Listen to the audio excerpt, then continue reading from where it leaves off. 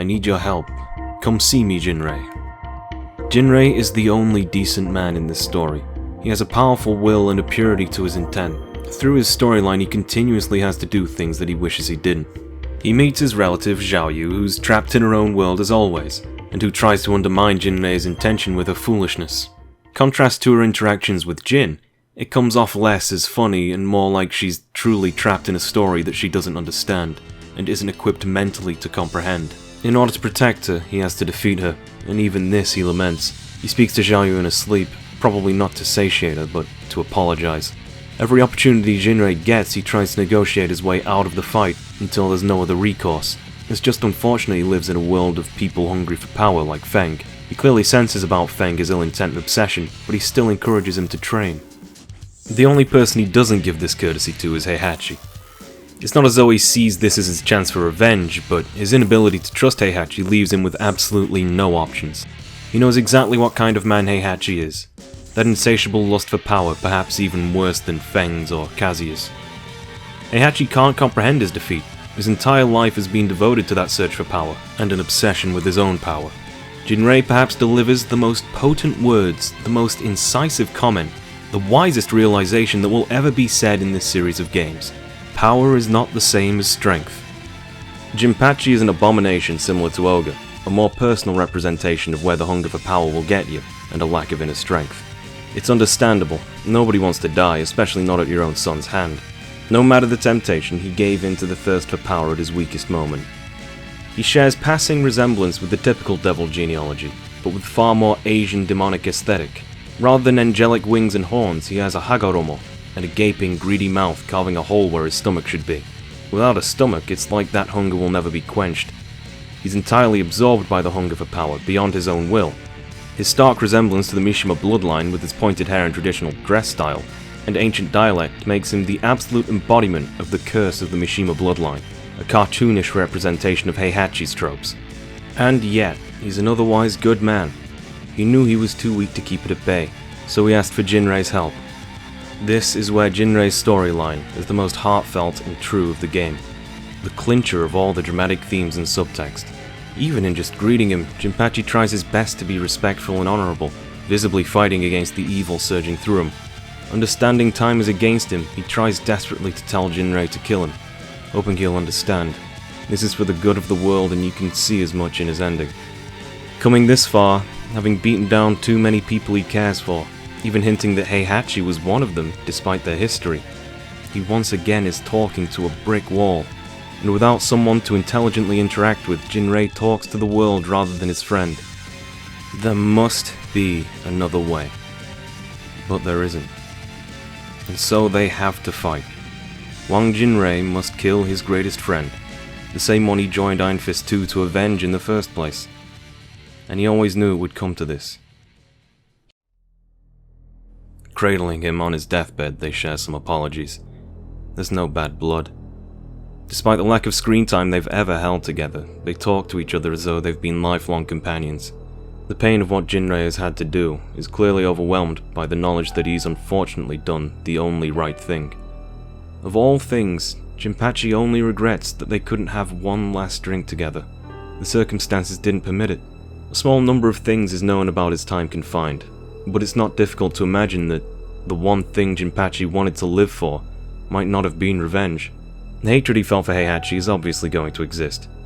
That hatred may have been driven by the loss of such a simple pleasure as spending time with his friend.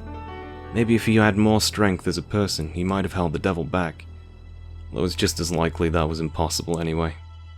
Our primary villain, this 7-foot-tall, muscle-bound monster, but an honest man, looks so small in this situation.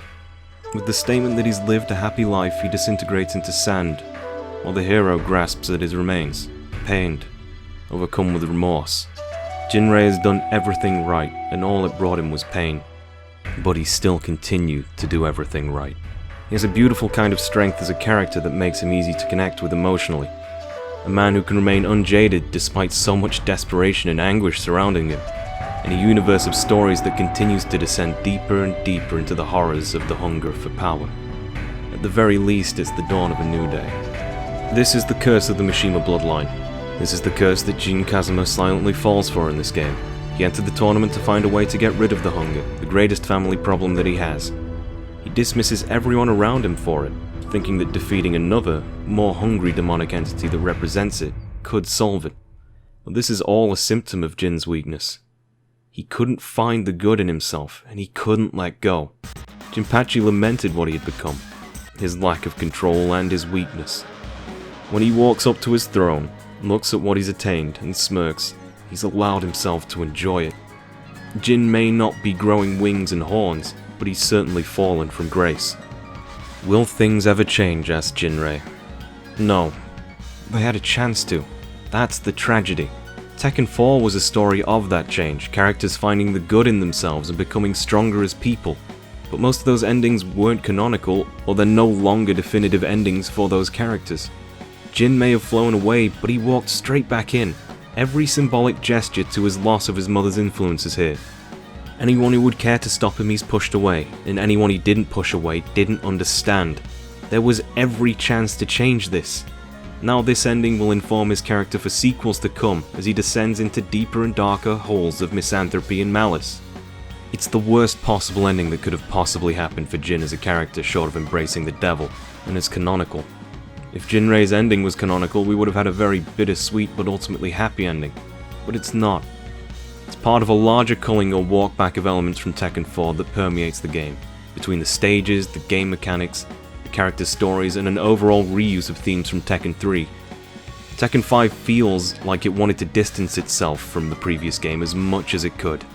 I try to write my analysis from a certain perspective, where I judge a game based on what it attempts to be, and how well it achieves that. Never what a game is against what it was expected to be.